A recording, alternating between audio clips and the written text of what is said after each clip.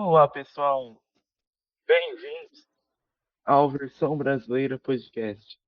Este é o primeiro episódio.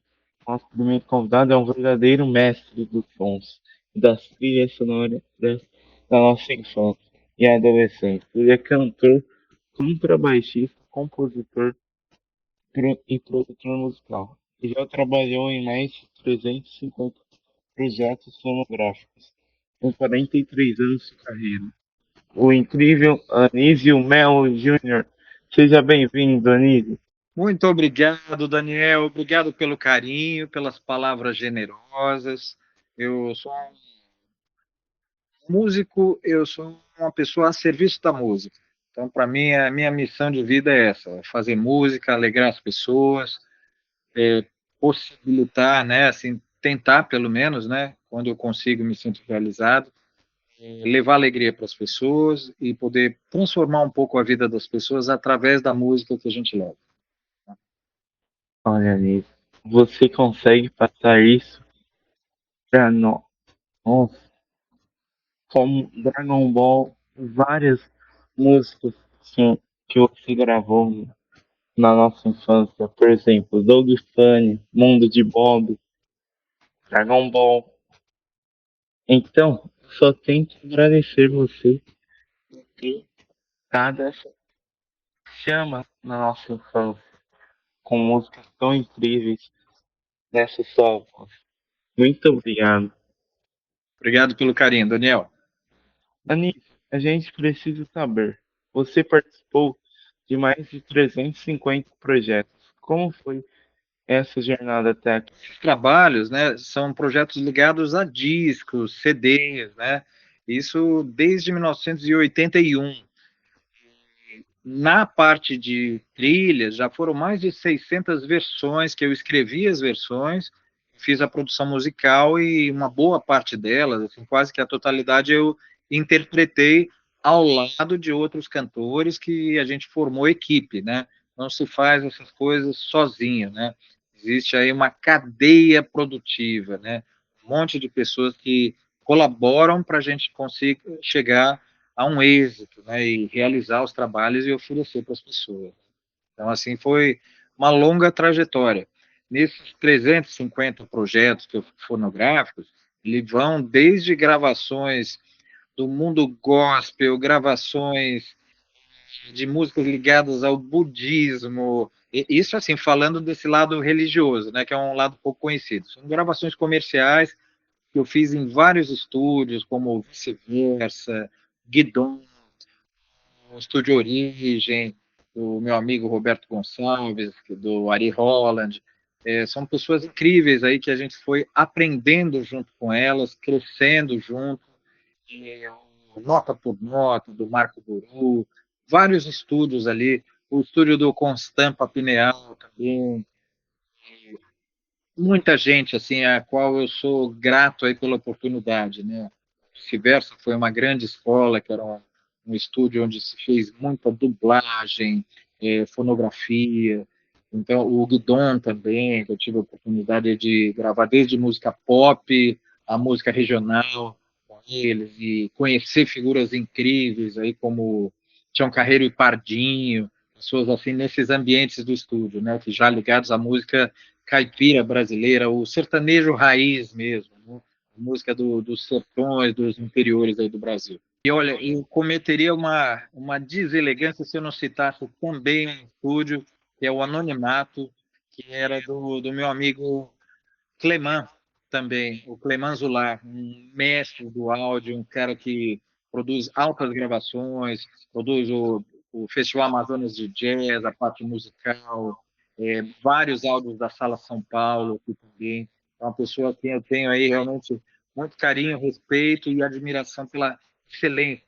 Um dos introdutores do Dolby Atmos no Brasil, sistema de mixagem aí que hoje eh, bomba aí nas plataformas digitais, né? Então, assim, eu aprendi com colegas de trabalho, mestres aí, Fernando Vieira, Fernando Fernandes, aí, o Fernando Fernandes Vieira, o grande baixista, cantor aí também.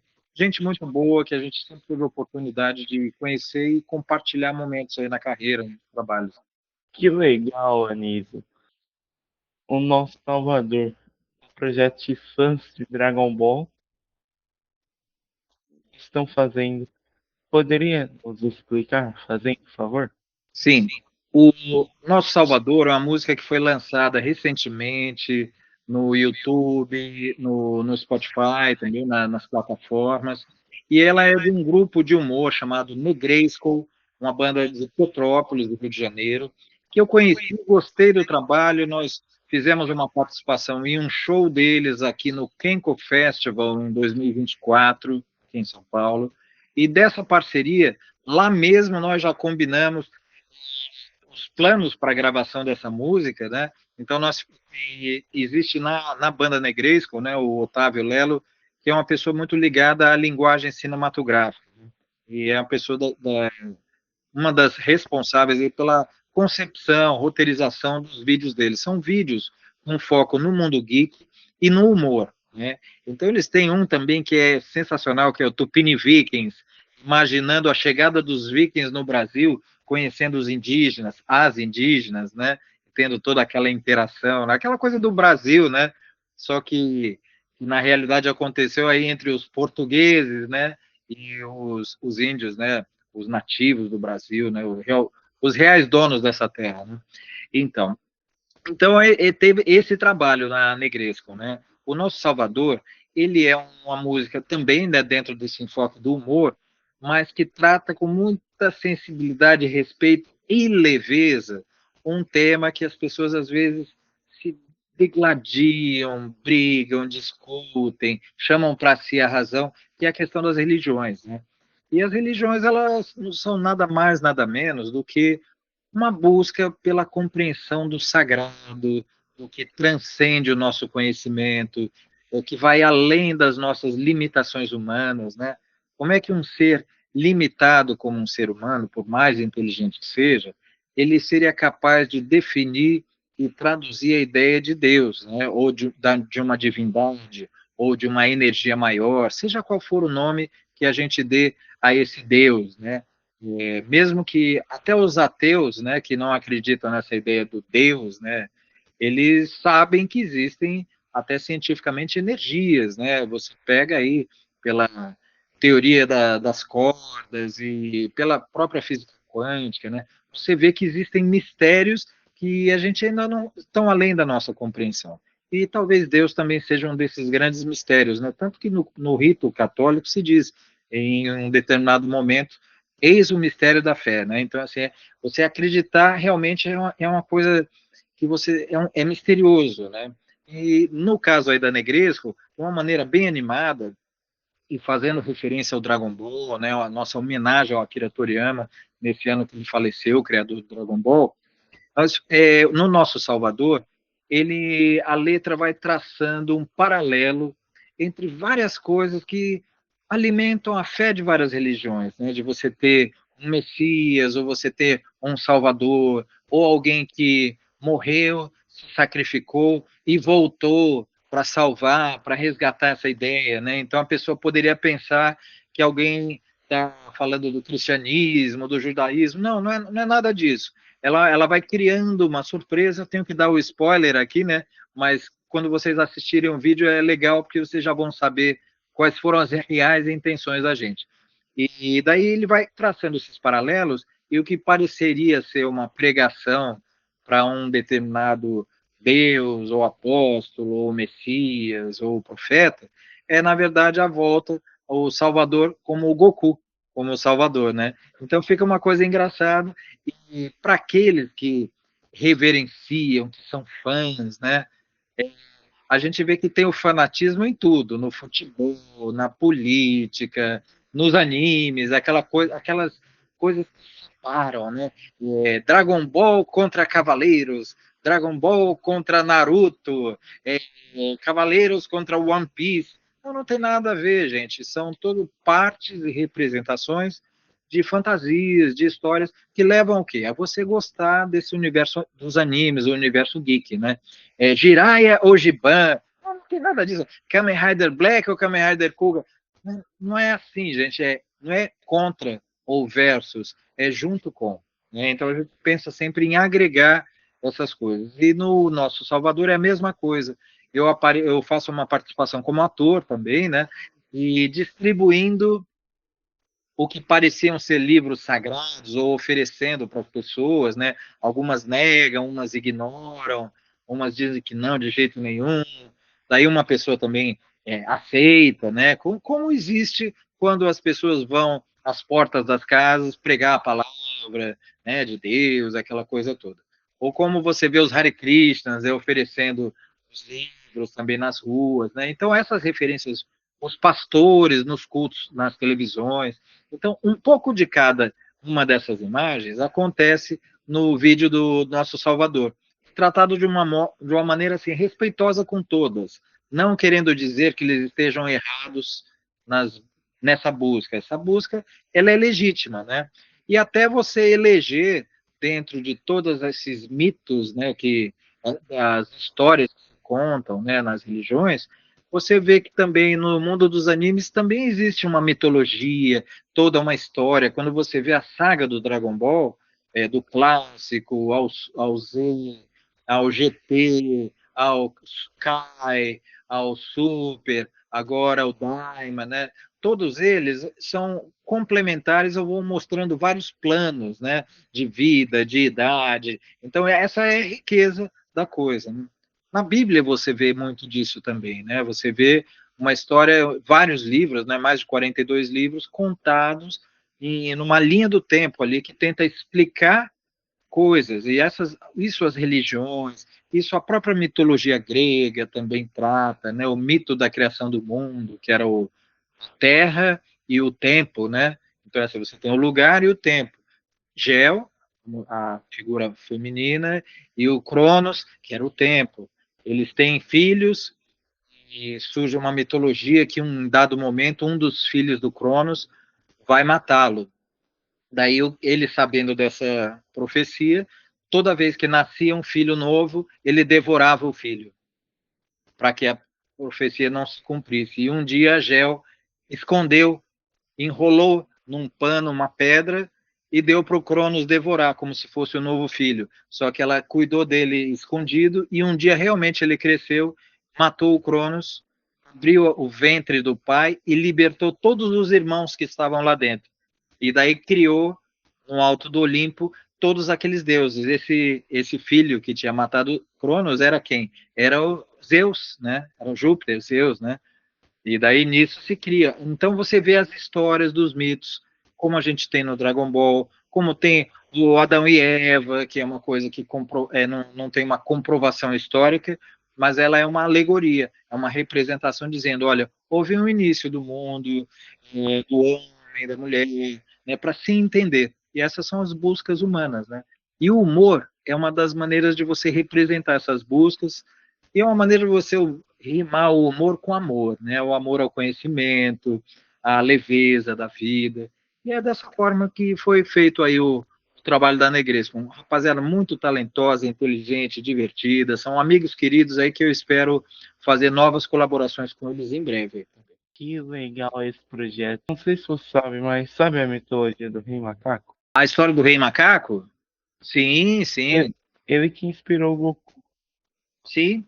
E o Tanto próprio... que você vê a nuvem voadora, ela tem a ver com o Rei Macaco, né, que ficou preso dentro de uma rocha por mais de 400 anos, e um dia ele foi libertado, e ele voava numa nuvem, né, com um cajado, assim, também era interessante, né? E o Akira Toriyama soube retratar da melhor maneira possível essa, o Rei Macaco na forma do Goku.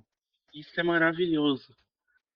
Para criar um anime, por exemplo, com um Dragon Ball, que mistura passado com presente, por exemplo, tem dinossauros no anime, tem máquinas voadoras. É é uma mistura maravilhosa que deixa fãs querendo mais vezes isso. Sim, quando você vê o Senhor dos Anéis, né, criado pelo Tolkien, ali é um trabalho não só da criatividade, da mente humana, mas ele usou como referência muita coisa da história celta, da Europa antiga, né? E com isso, ele que era um filólogo, né, o J.R. Tolkien, né, ele também criou praticamente a língua élfica que é falada, né, assim, no caso em alguns trechos do filme do Senhor dos Anéis, né? Então, assim, é uma coisa incrível como você vai pegando em cima das mitologias, né, para criar novas histórias, né? Você não se cria do nada, né? O Chacrinha que dizia brincando, né, que em TV nada se cria, tudo se copia, né? Então, assim, mas na verdade não é uma cópia. Aí é você usar como um ponto de referência, né, para desenvolver a ficção. Tá? São coisas incríveis que o Toriyama fez, o Tolkien fez, o Júlio Verne fez isso também nos livros dele. E é engraçado que alguns acabam sendo assim até proféticos, né, prevendo coisas que iam ser possíveis 100, 200 anos depois. No caso do Júlio Verne tem muito isso, né? Você vê livros do Júlio Verne, Viagem à Lua, não sei, 40, 80 dias, volta ao mundo em 80 dias, né, em torno de um balão, é, o, é, 20 mil léguas submarinas, né, você dizendo a possibilidade de você ter um submarino, né, que viajasse, que era o Nautilus. Então, essas coisas são incríveis, né? A viagem à Lua, pô, e a gente está falando isso no final do século XIX. Então, você ter isso e só em 1969 foi possível, ele prevendo isso praticamente 80 anos antes, né, da primeira viagem do homem à Lua, né? Então é bacana você ter ser esse visionário na hora da criação, porque muitas vezes essa criação ela só está prestes a ser anunciada, né? Então é incrível, acho muito legal, dá asas para a imaginação, para que ela realmente voe, né? Assim, e crie formas através da criação da ficção. Como foi essa fase na Alamo, criando versões para empresas gigantescas como Globo, Fox e Disney? Olha, foi para mim assim, foi primeiro uma oportunidade maravilhosa para minha vida, né, assim, profissional, e que eu conheci muita gente legal, assim, muita gente talentosa. Você trabalhar ao lado de pessoas que pouco tempo atrás você era apenas um fã delas, né? Ou ao lado ou para empresas que você era um consumidor e que assistia algumas coisas ali, né? Você se vê fazendo parte desse grupo de pessoas que oferecem trabalhos ou que divulgam e distribuem os trabalhos através dessas empresas, né?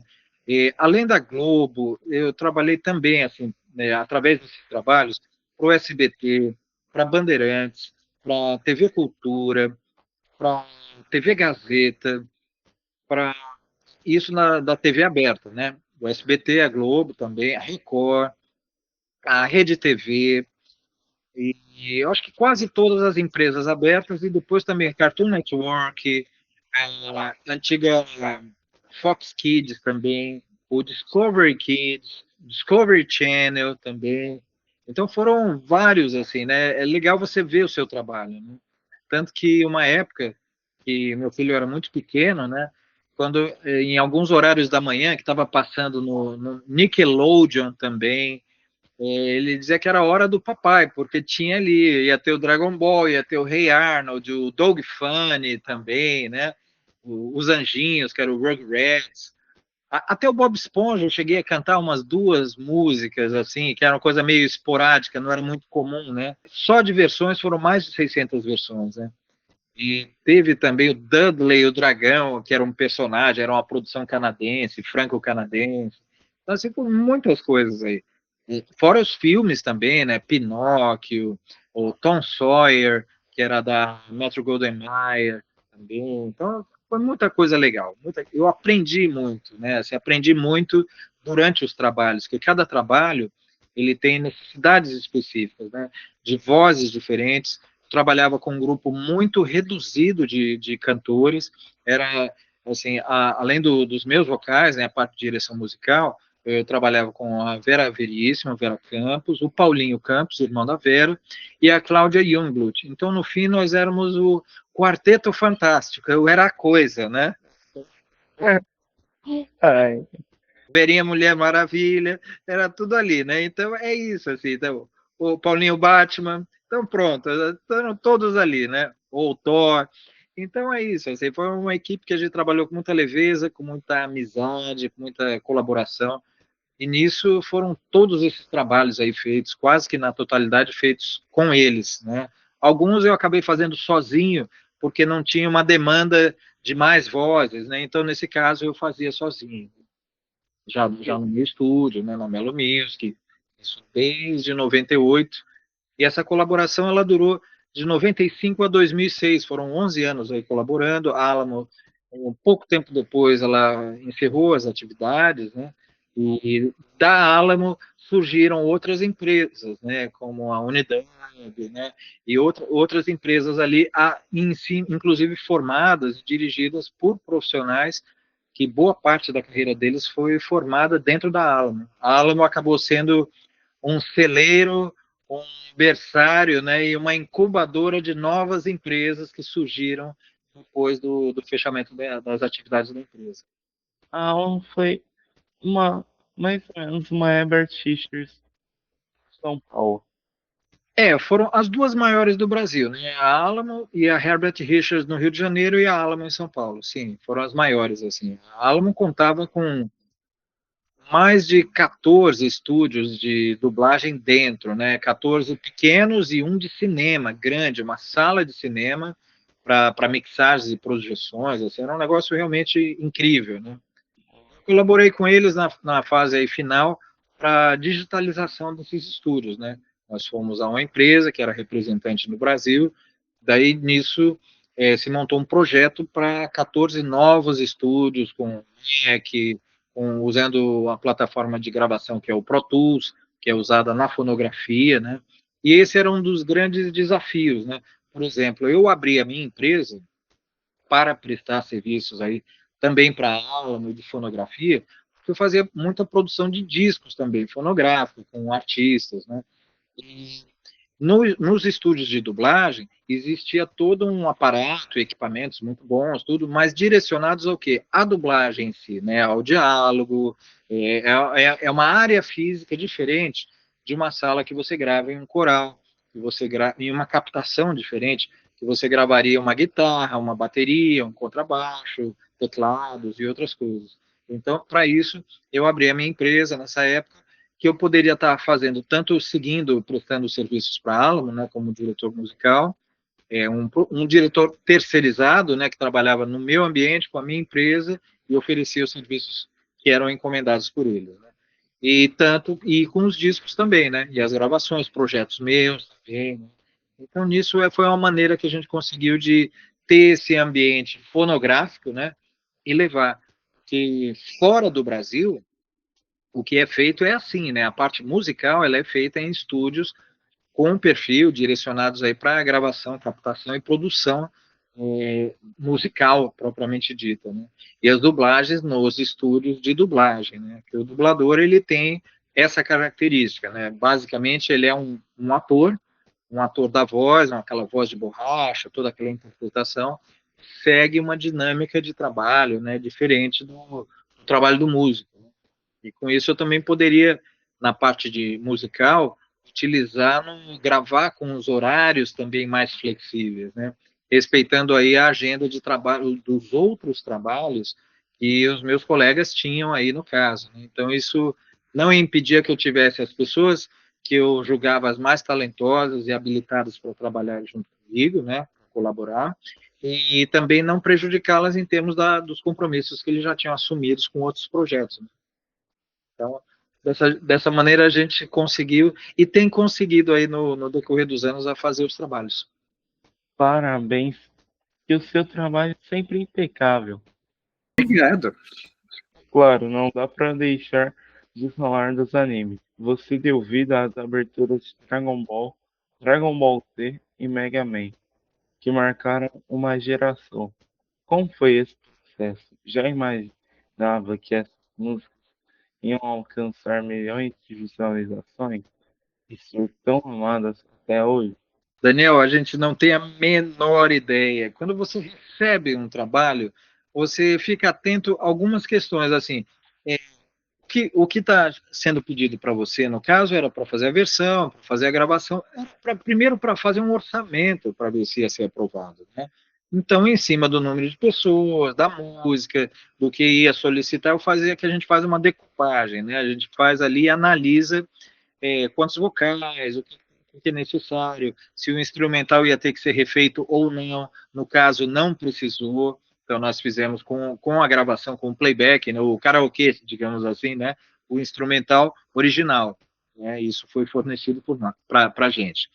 E como eu não tenho um domínio do japonês, eu pedi uma tradução literal para eu entender sobre o que era dito e perguntei se eu tinha uma certa liberdade, né? No caso, é dentro do processo aí criativo, né? Da versão, né? Não é uma tradução literal, que a gente fala ipsis literis, não. É uma coisa ali que tinha uma certa flexibilidade. Me foi dada essa flexibilidade, essa liberdade, né? Criativa ali para fazer a versão. Então, isso foi feito de uma forma muito tranquila, simples, mas sem ter a menor ideia se seria um sucesso ou não. A gente imaginava que seria um sucesso pelo que contavam já, tanto assim no México, em outros países na América do Sul, o Dragon Ball já tinha uma boa aceitação. E no Brasil também, porque no período que eu fiz, já tinha sido feito a gravação do Dragon Ball clássico, que foi feito pela Gota Mágica, né, que é uma empresa que não existe mais também, e foi interpretada pelo meu amigo Rubinho Ribeiro. Então ali você vê, já tinha uma boa recepção. A gente imaginava que no caso, quando uma empresa como a Globo, como Cartoon Network compram uma série, eles já analisam comercialmente se isso vai ter um bom resultado ou não. Mas na hora eu não pensei em nada disso, assim. Mas a gente já imagina que assim seja uma coisa feita para funcionar, para dar muito certo, né, para ter uma boa resposta. Mas assim, a gente a bola de cristal estava desligada nesse momento, então a gente não tinha como saber. Então foi um trabalho feito como vários outros foram feitos, com muito carinho, com muito respeito, tudo, mas sem a menor ideia da repercussão. É uma das coisas que se deveu a essa boa repercussão, foi algo que nem sempre é um trabalho ele tem essa oportunidade, que é de ficar muitos anos no ar, né? Então, quando você tem um trabalho como Dragon Ball, eu fiz a música de abertura, só que vieram uma série de episódios para cada uma delas. Eu fiz em duas, principalmente, né? O Dragon Ball clássico e o Dragon Ball Z. No caso, o Z foi interpretado primeiro, o clássico em seguida, aliás, o GT e depois o clássico. Então ele teve uma ordem diferente do lançamento da cronologia que originalmente criada pelo Akira Toriyama e distribuída no Japão. Né? Então, foi uma coisa curiosa, mas nisso foram muitos anos. E além do tempo de exibição, teve também as repetições. Então, no caso de, por exemplo, muitas coisas que já tinham sido veiculadas na Globo foram repetidas na própria Globo, e outros casos apresentadas e repetidas em horários diferentes no Cartoon Network, por exemplo. Então, isso se deveu. E depois outras plataformas, né, como o Globoplay, hoje em dia, né, e no Cartoon também, e no Animax, e em vários outros. Assim. Então, é interessante isso. Quando você tem algo que fica mais de 10 anos consecutivamente no ar, isso gera um efeito permanente na memória das pessoas, na memória afetiva, né?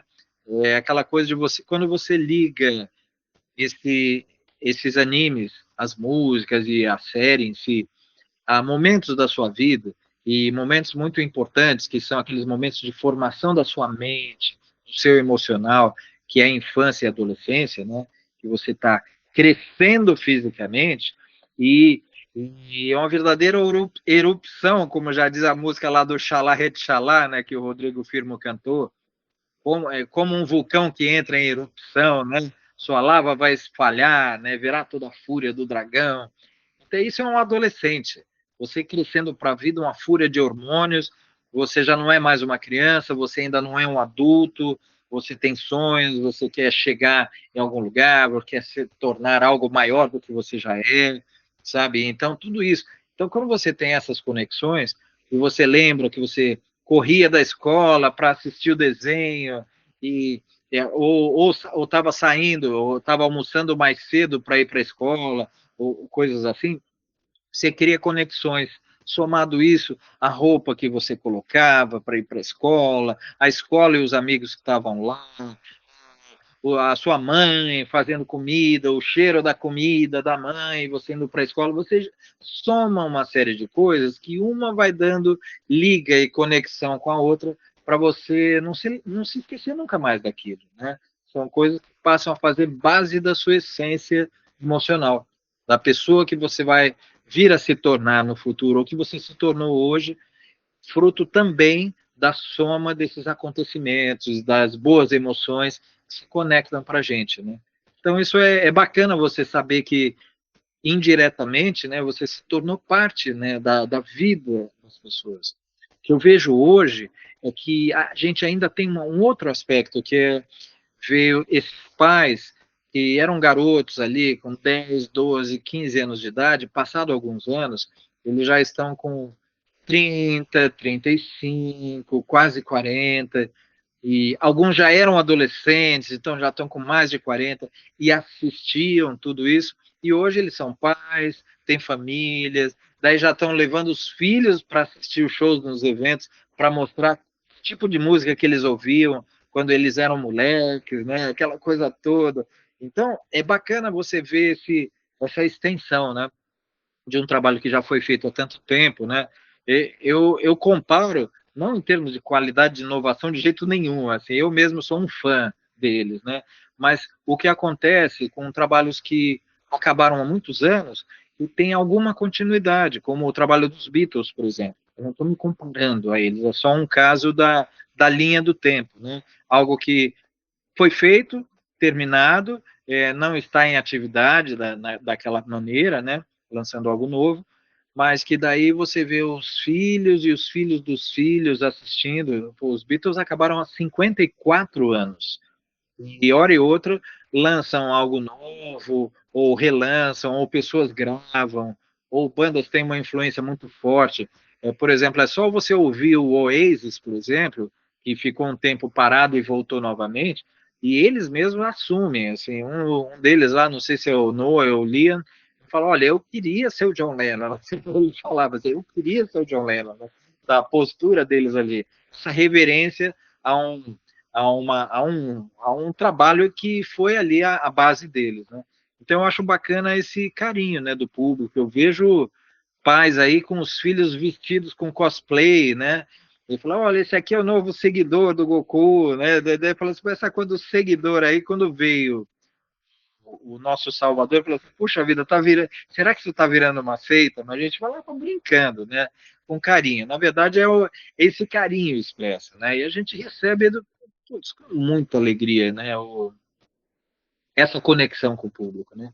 No fim, a música, por mais que você estude ou tenha, sabe, se aperfeiçoe e tudo mais, a gente tem que entender o papel maior dela. Você não faz música para o músico como se fosse uma videoaula. Você coloca uma expressão de um sentimento que transborda. Não é só um serviço que você presta fazendo uma versão ou gravando ou arregimentando as pessoas certas. Você tem que conseguir reunir uma quantidade, uma qualidade emocional no que você vai expressar, para as pessoas se conectarem a isso e tornar a vida das pessoas melhor, mais alegre. Eu costumo dizer que mesmo num trabalho ligado ao lazer e à diversão, eu não encaro isso como um entretenimento. Eu encaro que o entretenimento, eu tenho um conceito de que entreter é distrair. Vamos entreter, isso é, entre uma coisa e outra, vamos deixar isso aqui uma nuvem, digamos ali, vamos jogar uma cortina de fumaça para a realidade, para não enxergar como ela realmente é. E eu prefiro justamente o contrário, ter uma possibilidade de iluminar as pessoas, sabe, de alguma forma, trazer uma luz para que elas consigam ver, pelo menos a gente emprestar um olhar de como é que a gente entende as coisas e como a gente sente as coisas. Então tem a ver com razão, do entendimento e da emoção. O que te toca e o que pode te conecta com as pessoas também emocionalmente. E essa conexão emocional, ela vai muito além da conexão racional. O racional é um conhecimento, mas se você não sabe o que fazer emocionalmente com esse conhecimento, o conhecimento é vazio, é um conhecimento sem sabedoria. E a sabedoria é você ver como é que você se conecta amorosamente com as pessoas e o que você oferece pode ser uma boa ferramenta amorosa para que tenha mais amor no mundo, não separação, sabe, desamor, essas coisas. Você poder elevar a vibe do mundo, né, esse espírito do mundo, deixar a coisa mais legal. Você consegue trazer essa energia. Espero que sim. Olha, Nini, isso é uma prova. O Senhor gerou essa energia. Você pode fazer o podcast, você pode tentar. O Senhor me deu essa energia. Que o Senhor que foi o primeiro cantor desse mundo, a primeira pessoa do mundo geek que me incentivou. Isso eu agradeço o Senhor demais. Não só como um fã, mas como um amigo. Agradeço aí o seu carinho e a sua oportunidade. Simplesmente, Daniel, eu acho que deve-se dar o mérito a quem tem o mérito, sabe? Assim, você tem iniciativa, tem amor pelo que você faz. Então, eu faço tudo que eu faço com muito amor, sabe? Eu não sou uma pessoa ligada ao dinheiro, à fama, ao poder, ao número de seguidores. Só para você ter uma ideia, assim, eu ando assim bem fora com um pensamento bem fora da caixa para um monte de coisas. De uma certa forma, eu me integro as plataformas, as redes sociais, tanto que nós estamos gravando aqui, isso é uma maneira de divulgar um pouco da nossa vida, do nosso trabalho, até dos trabalhos futuros, né? Mas eu não sou, eu tenho, por exemplo, no Instagram, eu sigo mais pessoas do que eu sou seguido, porque eu sou fã dos meus fãs. Então, eu gosto muito disso. Quando eu vejo que alguém está formando algo legal, trazendo bons conteúdos, né, eu não tenho condições de ficar o dia todo trabalhando e investindo no próprio canal, aquela coisa toda. Mas quando eu vejo que tem muitas pessoas fazendo isso, eu procuro colaborar da melhor forma possível para que esse trabalho se desenvolva. No mundo de produção de shows, de animes, também procuro colaborar de uma forma que quem está começando a fazer um evento consiga, através do sucesso de uma primeira edição, ter a segunda, terceira e quarta edição. Eu estou voltando agora a Fortaleza, voltei esse ano, voltei a Natal, fiz 3 shows em Manaus, que eu já tinha feito shows lá anteriormente, em 2012, 2014, e isso apenas falando de shows de anime, né? Para cidades que eu voltei e que eu vi, passados os anos, como evoluiu assim, a estrutura, o tamanho, a qualidade, o atendimento, né, o profissionalismo das pessoas. Então, eu fico muito feliz de ter contribuído no começo e apostado na capacidade de sucesso das pessoas. Né? Então, eu vejo você como uma das pessoas que tem plena condição ali, através da sua simpatia, do seu conhecimento, do seu interesse, do seu amor ali pelo conteúdo do mundo geek todo, das animações, tem condição total de desenvolver e trazer muita gente. Eu sugeri algumas pessoas aí que passei, inclusive, contatos para você, e eu fico feliz de vê-las aqui conversando com você, para a gente conseguir expandir, né? Como a gente fala, assim, existem tantas coisas ruins organizadas no mundo, né? Por que a gente não pode organizar o bem, né? Organizar as pessoas que querem realizar coisas legais. Então, a gente tem que ter essa confraria nossa aqui de pessoas dedicadas a falar sobre o mundo geek, né? Atualmente, eu estou, inclusive, com um projeto novo também, para poder também trazer pessoas, eu quero trazê-lo como um convidado para retribuir também a minha visita aqui ao seu canal também, é, do, de um novo projeto que eu tenho. Ele integra algumas áreas aí da minha produção, que é o Pentalogia. A Pentalogia é um projeto que ele consta primeiro de 5 álbuns, 5 livros, os 5 livros estão escritos, as 5 músicas dos álbuns já foram compostas e eu estou na fase de produção e de arranjo delas. E tudo isso também com um programa chamado Pentalogia. Esse programa ele vai sair pela Soul TV e na programação do Soul Mais Pop. Ainda estou aqui em fase de acertar na grade de programação com eles. Um programa de 30 minutos, muito simples ali. Me ofereceram até mais tempo, mas eu também tenho que ter a responsabilidade de conseguir gerar um conteúdo de qualidade, né, para poder ter no programa. Então, ele vai ser um programa que vai ter, dentro dessa ideia do Penta, né, Pentalogia, que são 5 discos, 5 livros, né, e também tratar de 5 assuntos diferentes, do mundo geek, do rock e do blues, de literatura, de arte, e ter um ponto de conexão entre todos esses elementos para um público variado. Então, a cada viagem que eu faço de shows, eu tenho procurado registrar o conteúdo delas, para mostrar um pouquinho além do próprio espetáculo, curiosidades culturais de uma cidade, por exemplo, Juazeiro do Norte, você ter lá a cidade fundada pelo Padre Cícero, né? Eu fui fazer lá um evento chamado Otaku Heroes, e de lá, das pessoas da cidade que me recebeu muito bem foi o Raimundo Júnior, foi inclusive vereador lá, candidato, reeleito como vereador, é o vice-presidente lá da Câmara Municipal, e levou muito gentilmente ali, não tinha uma relação direta com o evento, foi um colaborador e um fã de Dragon Ball que, por um acaso, cresceu e se tornou político na região, representante, me levou para conhecer vários lugares, entre eles aí o Museu do Padre Cícero. Ele depois fiquei sabendo que ele era dos conselheiros da Fundação Padre Cícero, né?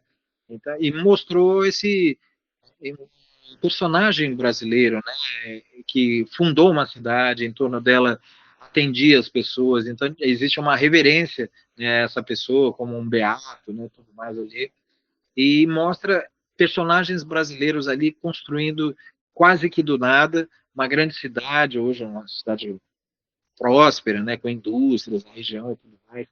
Então a gente vê essa parte das coisas, né? Visitei Uberlândia também, Natal, uma cidade incrível que eu já tinha ido algumas vezes lá Legal, Anísio. para eventos de anime, acompanhando o guitarrista, amigo, o Fernando Deluque, que era do RPM, também fui lá. Então, assim, a gente vai visitando as cidades e conhecendo aspectos da cultura, da gastronomia da cidade, um barato, né? Me diverti demais. Desde 1998, você também se apresenta em eventos de anime por todo o Brasil. Como é estar tão próximo dos fãs e ainda poder reviver essas músicas ao vivo? E conta pra gente sobre o anime Voices, que você criou com Marcelo Dinari. O que inspirou vocês a reunir tantos ícones das trilhas sonoras dos desenhos? Foi, Anísio, desculpa perguntar, mas o Alien Voice se inspirou no Jump Project? Sim, se inspirou totalmente no Jump Project, que é o Jump Project, para quem não conhece, né, é um grupo, né, em atividade ainda, com vários cantores de trilhas de anime japoneses, né.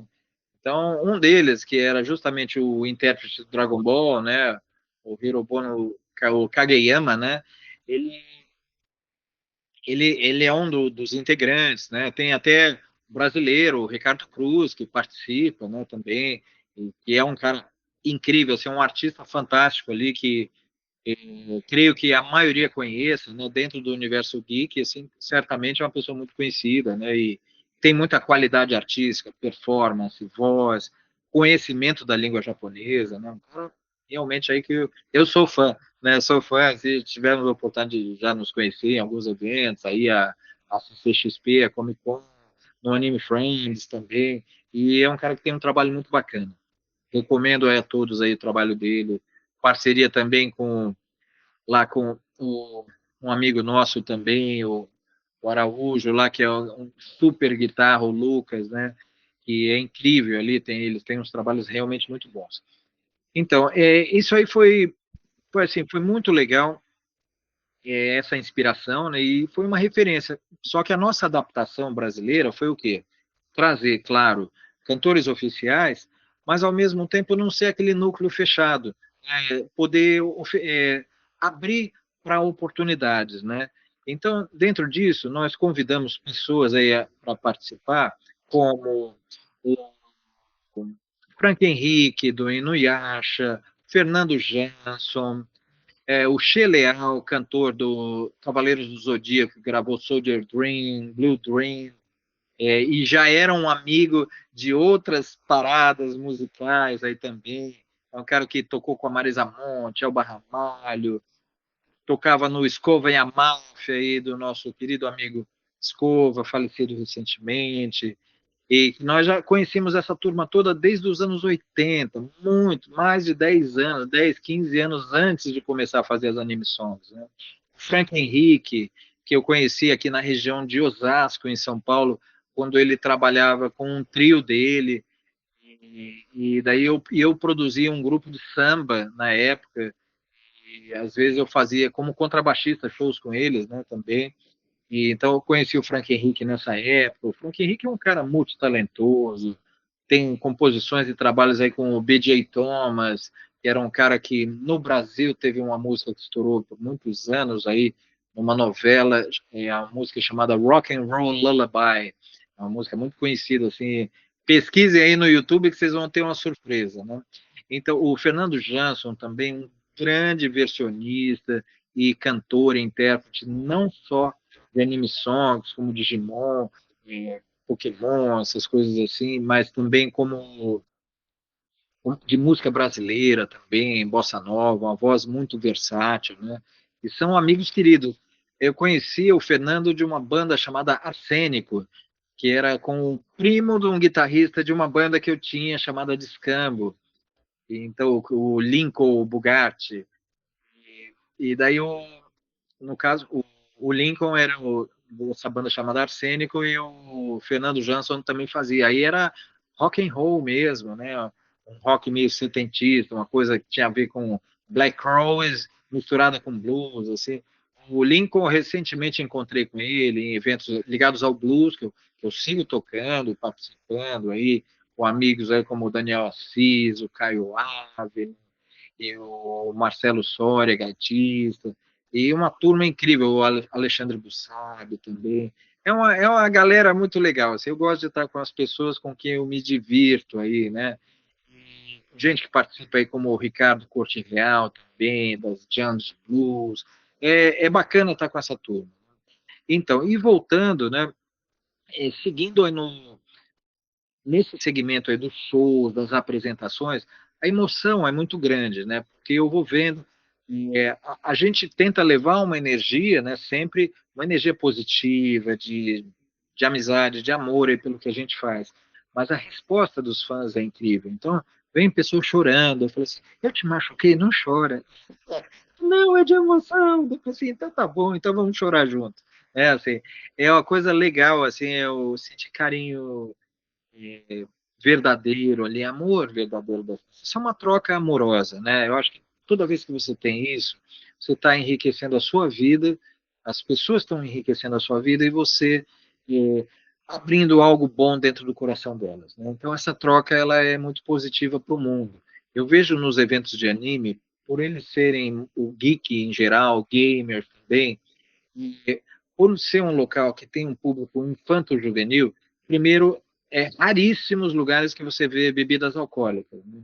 Então, só isso já gera uma incidência de problemas, de organização, de violência, ou de roubos, furtos, assim, praticamente zero, sabe? Praticamente zero, mesmo em eventos muito grandes. Então, eu acho assim incrível esse tipo de coisa.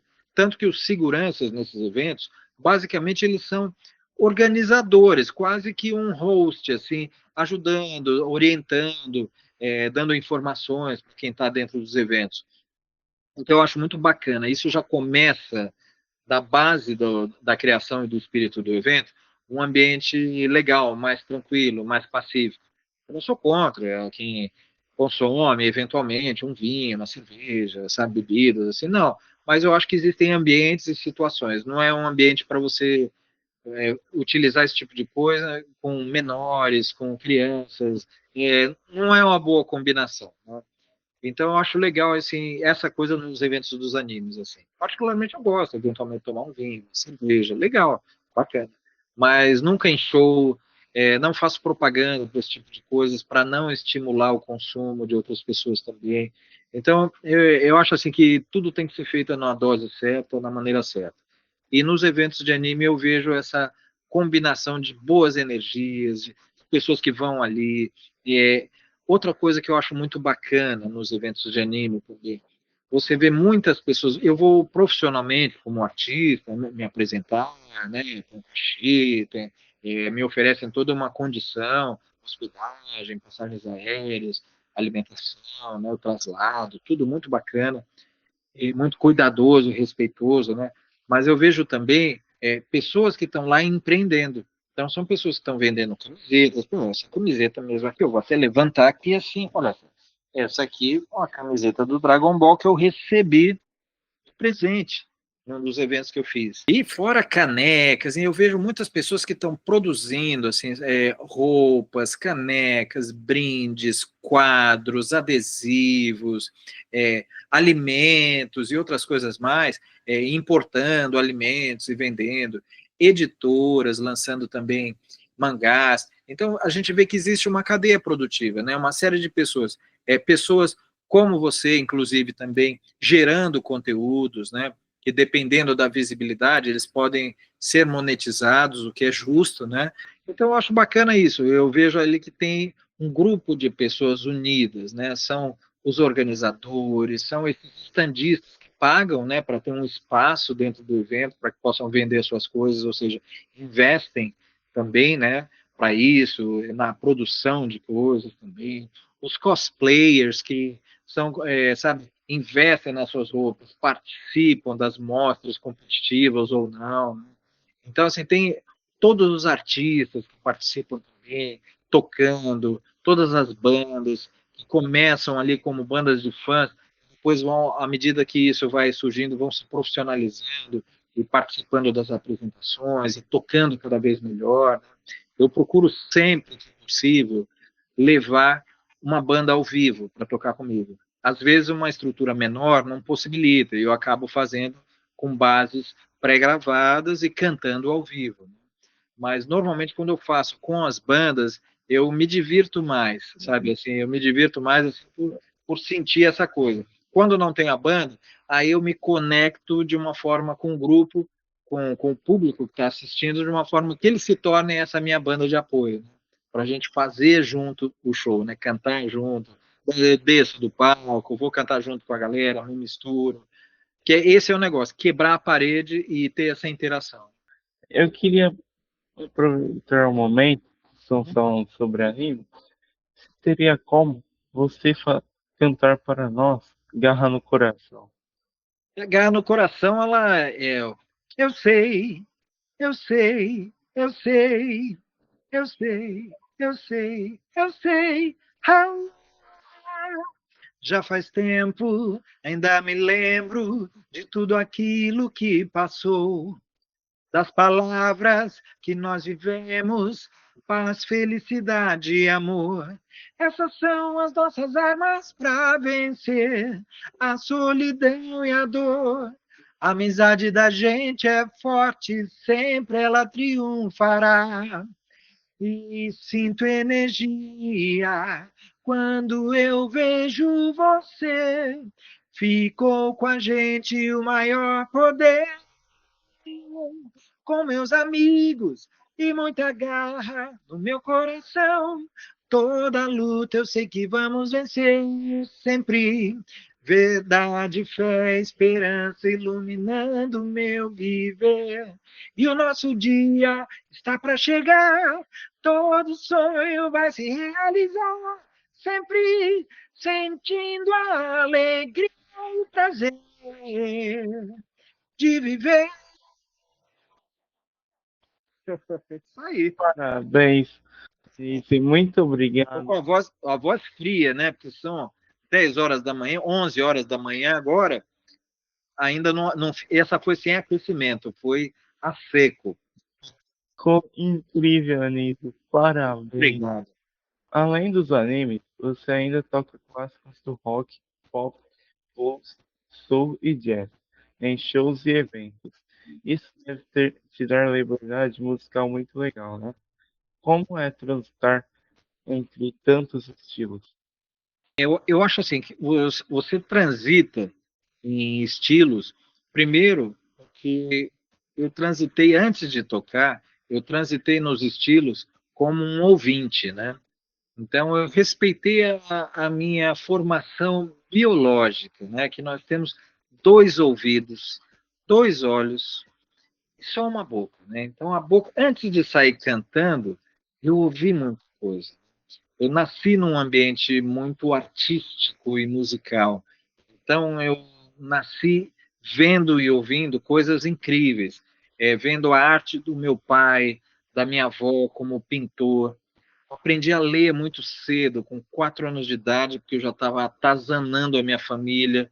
Nasci numa casa com uma biblioteca incrível, enorme, de literatura brasileira, portuguesa, francesa, alemã. Então, assim, de filosofia também, e muitos quadros, muitas obras do meu pai, da minha avó e de amigos deles, né? Então, um ambiente assim, nasci dentro de uma biblioteca com uma galeria de arte, né? E com o meu pai, um pesquisador de línguas indígenas, meu avô era um pesquisador também, que tinha escrito dicionários de Tupi, e meu pai também um folclorista, né? Um pesquisador de folclore, muito sério ali, com profissões incríveis, também formado em filosofia, em letras, uma família ligada às ciências humanas. Minha mãe formada em francês, minha irmã formada em inglês, eu me formei em comunicação, né, com especialização em radioterapia, meu filho aí formado aí, mestrado e doutorado em direito. Então todo mundo com uma ligação muito forte na parte de ciências humanas, né? Então dentro disso e o meu pai ouvindo, enquanto pesquisava, escrevia as coisas, ele gravava uma rádio chamado, um projeto chamado Projeto Minerva, que era numa rádio, que eu não sei se era o Pet Pinto, era uma rádio antiga, uma das pioneiras ali, que todo sábado de manhã passava registros raros de gravações. Então, meu pai gravava em fita de rolo, aquilo em baixa velocidade, era meio low-fi, assim, e gravava diretamente do rádio programas longos e ficava ouvindo aquilo quando eu escrevia, quando eu produzia. E era o quê? Eram os caras como os Oito Batutas, que era o grupo do Pixinguinha, Donga, coisas da música brasileira do começo do século XX, das primeiras gravações, registros de áudio, né, da música. E fui vendo isso e ouvindo junto de um ambiente com muita bossa nova, muita música erudita. Então eu ia no cinema com meu pai ver a história do Tchaikovsky, por exemplo, do músico russo. Então era um ambiente que a gente tinha essa coisa do meu pai falar coisas para mim, falar, olha que interessante, aquilo me despertava pela curiosidade, deixa eu ver o que que meu pai acha que é interessante, para ver se é interessante para mim. E eu falava, nossa, não é que é interessante mesmo, né? E via toda aquela coisa, conhecer a vida dos artistas, a obra deles, a arte. Então eu fui crescendo num ambiente que isso favoreceu demais, né? Eu ter um interesse e um amor ouvindo na música, ouvindo bossa nova, ouvindo daí no caso aí da minha mãe já gostava mais do Chico Buarque, Maísa, Agostinho dos Santos, eram já grandes cantores ali, Dolores Duran, e com meu pai ouvindo bossa nova, essa coisa da música antiga brasileira, o chorinho, o jazz, e a minha irmã, daí eu já foi a introdução para o rock, né? Porque ela é 10 anos mais velha que eu, então ela ouvia o quê? Coisas que quando eu tinha 5 anos, ela era uma adolescente de 15 anos, então ela ouvia o quê? Ouvia Beatles, ouvia Stones, ouvia Herman Hermit, as bandas dos anos 60, né? Roberto Carlos, na fase da Jovem Guarda, né? Que tinha músicos incríveis, e nisso eu fui assistindo também os filmes do Roberto Carlos, que era 200, a 300 quilômetros por hora, como é? Roberto Carlos em Ritmo de Aventura, o Diamante Cor-de-Rosa, eram coisas incríveis, assim, com bandas sensacionais, né? Além disso, você via caras, uma banda como o RC7, que era a banda do Roberto Carlos, tinha caras como o Maguinho, trompetista, Maguinho Alcântara, o pai, o Raul de Souza, trombonista, que foi considerado um dos maiores trombonistas de todos os tempos aí do jazz, da música brasileira, né?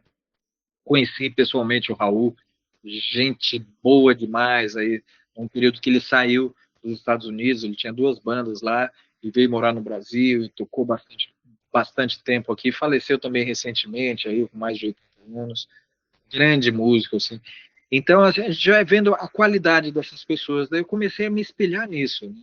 E depois formar a minha própria radioteca, né, discoteca, né, CDteca, MDteca e todos mais os. E hoje a pendriveoteca, né? Hoje já tem outras formas de armazenar, sem contar com a nuveoteca, né? Que hoje é você juntar tudo na nimboteca, né? Nas nuvens, né? Hoje está tudo na nuvem, né? Então essa é a minha relação com a música. Para mim não interessa se a música é rock, blues, funk, jazz, soul, reggae, não interessa. Interessa ver primeiro se eu me conecto com ela, se eu me identifico, se sonoramente ela tem alguma coisa que me chama atenção, se ela tem na mensagem, na letra, no texto, né? Porque tem aquela música não verbal, né? O espírito da música sem se falar nada, e a música verbal que tem um cara à frente, como você vê um cara como o Paul McCartney compondo, como o Bob Marley, com a mensagem humanista dele, né? E você vê esse tipo de ação. O Eric Clapton, um cara que foi um cara do rock que foi buscar as raízes do blues e misturou com o som dele numa linguagem pop e ao mesmo tempo reverente à história das coisas que ele foi buscando e tocando junto, né? E resgatando carreiras, né? Então foi uma gente que eu tive a oportunidade de conhecer o Eric Clapton também. Esse aí foi genial também, é genial, né? Tá com um trabalho recente agora no final de 2024 lançado, ouvi e gostei, tem umas coisas bem interessantes ali, né? Então é isso. Estou sempre conectado a isso. Então esse lado eclético, né, de ouvir coisas, tem mais a ver com isso, né, com a formação da gente de vida e você começa a ter, digamos, uma coisa que se conecta à sua essência, né?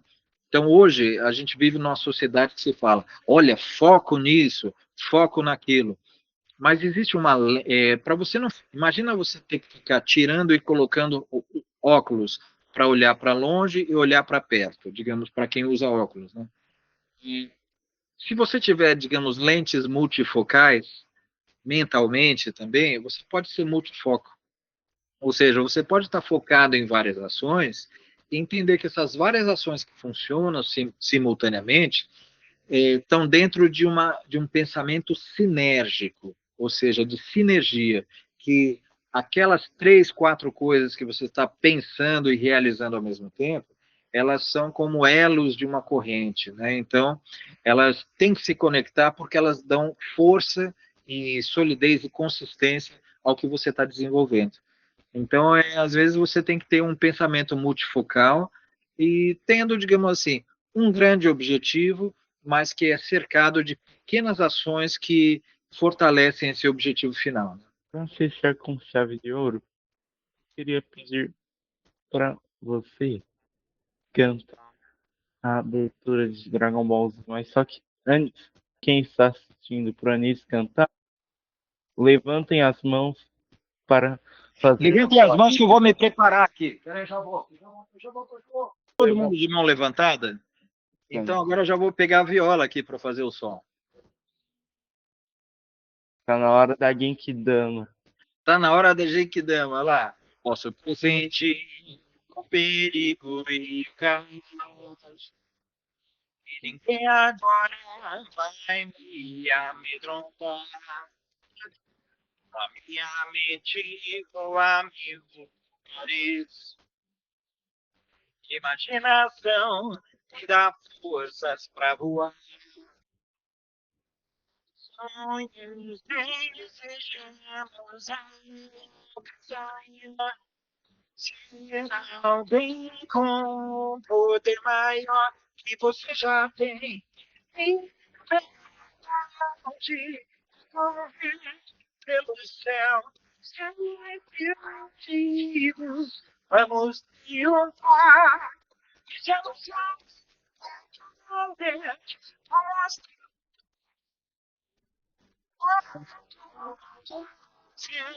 eu vou conquistar sempre. Parabéns. Vai pra chegar. Energia, tenho para usar. Só criativa, quem vai deter? Faça coisa que uma notícia sempre. Vencer. Parabéns, Anísio. Muito obrigado. Essa conversa foi incrível, Anísio. Que Deus abençoe você e sua família. E muito obrigado por tudo. E para quem quiser ver o trabalho do Anísio, redes sociais. Nas redes sociais, você pode procurar lá pelo Anísio Melo Júnior no Instagram. No Facebook, você tem a fanpage Anísio Melo Júnior e a minha página pessoal, Anísio Melo Júnior, que eu respondo lá pelo Messenger, adiciono, as pessoas respondem pessoalmente em todas elas. E no YouTube, você tem o meu canal, o Anísio Melo Júnior, @Anísio Melo Júnior, canal no YouTube, que tem os lançamentos recentes. Quem quiser conhecer um pouquinho também, tem o nosso canal lá do Anime Voices Brasil, com vários vídeos também ligados ao mundo geek e aos animes também. Que hora e outra a gente vai lançar coisas novas à medida que a gente conseguir reunir novos convidados, né? Que, como você tinha falado, é um projeto meu do Marcelo Ginari, em que a gente vai trazendo uma série de convidados. E eu esqueci de mencionar aí também, entre os participantes, o Ricardo Fábio participou, o Cheleal, que já havia falado, o Frank Henrique, o Fernando Jansson, já tínhamos falado, o próprio Marcelo Ginari, criador comigo, né? Eu trabalho a Luciane, a Lucilu, também é youtuber, né? Que foi uma pessoa que a gente convidou. Sempre que ela tem oportunidades, ela mora no Paraná, ela estava em Santa Catarina, que ela vem a São Paulo, participa com a gente também. Então, e fora novos cantores aí também, pretendo trazer a turma também do mundo geek aqui, tenho amigos muito queridos aí que logo, logo quero trazer aqui, Caio Gaiona, baterista, o Caio Urussai, uma galera muito legal. E a própria turma da Negresco, que uma hora a gente fazer junto com a Anime Voices também, tem uma turma muito bacana. Fizemos aí com vários artistas, como o Vivalma também, que é uma banda de prog, de progressivo, né? Metal progressivo, assim, também muito legal. E é isso, estamos sempre aí à disposição. Quando quiser, Daniel, vai ser sempre um prazer a gente conversar, bater um papo. E queria agradecer ao público aí pelo carinho, por todo esse reconhecimento. Eu espero ser sempre merecedor aí de tudo que eu recebo de bom de vocês, tá? Eu espero, saiba que a recíproca aqui é verdadeira, tá bom? Agradeço mesmo. Eu que agradeço, Anísio. Para quem está assistindo, muito obrigado. E esse foi o primeiro episódio do Versão Brasileira Podcast. Não esqueçam de seguir Versão Brasileira Podcast em todas as redes sociais. Um abraço. Abração aí, vamos em frente. É isso aí, valeu, Daniel.